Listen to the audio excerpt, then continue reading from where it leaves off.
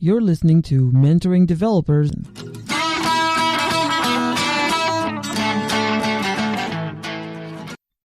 Do you remember any specific cases where a student of yours was struggling, right? And you will have the star students, right? But the students that had potential, but they had difficulty for any reason. Do you remember, can you give us examples, and if you can tell us how you might overcome that? Sure. Let's see. So there's different kinds of challenges that the folks will run into in even this program. At one point, I had a participant truly wants to drop out, want to quit. They did not feel that they were keeping up with the material. They felt that, hey, the other participants they felt that they were doing better. They were having more success as far as making progress.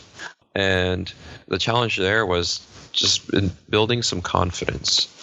So it was just total lack of confidence and kind of quitting early, right? So I had to explain to them, hey, this is a selective program. We don't just try to take a chance on everybody here. We try to select people who we see potential in. And we invest in them because we have faith that they will succeed. And that's not to say that we expect everyone to just knock all of this stuff out and just breeze through it. That's not what it's about, right?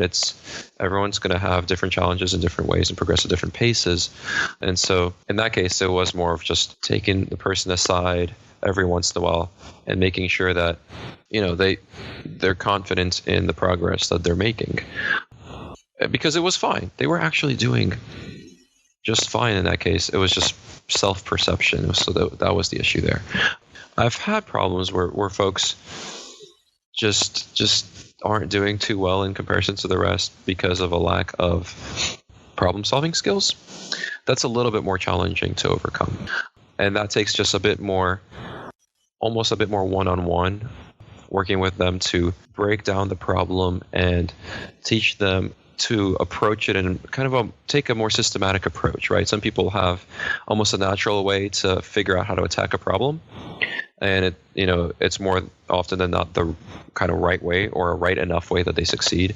And then some folks just don't know where to start because they have trouble breaking it down into its constituent parts and figuring out where the knowledge gaps truly lie, and then approaching it from that perspective. So I found myself having to do a bit more coaching from that angle for the candidates that struggle early on. Do you think that programming or software development is a learned skill, or you think there's some people just predisposed to they're just going to be good naturally, or is it necessarily a skill that you have to learn?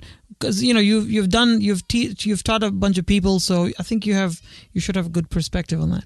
Well, so in my experience, it's more the latter, as far as you do need a certain level of aptitude. You have to be able to kind of think like a machine and think very logically, and be able to build a relatively complicated map of related concepts, related entities, and their available actions in your head. There was actually an interesting article about this in Jolon Software. If you're familiar with that blog, it's a fairly old blog. I don't think it's maintained too much lately. But he's too busy with Fog Creek and Stack Overflow.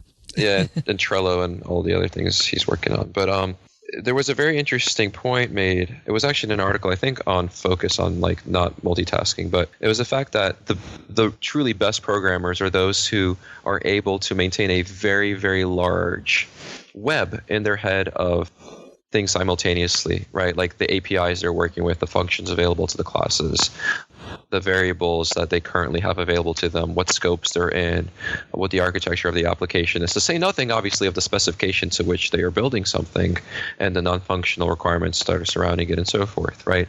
And being able to load that thing and unload it quickly if you need to shift context and stuff. That is something that is, I'm not sure you can really teach very well. That's just something that people are naturally either able to easily do or they struggle. That said, it's not enough, right? You can have someone who's very good at hacking together a quick script, but it won't stand up to challenges of robustness, of clarity, maintainability, and so forth, right? And those kinds of things are usually taught. That's not something that a person just has a natural understanding of necessarily, right? So I think when you're talking about just programming capability, I do think that it's similar to capability around mathematics, just like some people are much better at creative writing than others. Some people are much better at kind of empathy and so forth, right? People have predispositions to those kinds of strengths. That said, quality in the work, that definitely usually is something that comes from experience, from teaching, from learning, from people who do it well, and so forth. It's not just something that gets picked up by, I don't know, out of the blue. Thank you so much for listening. For show notes and transcripts, visit us at mentoringdevelopers.com.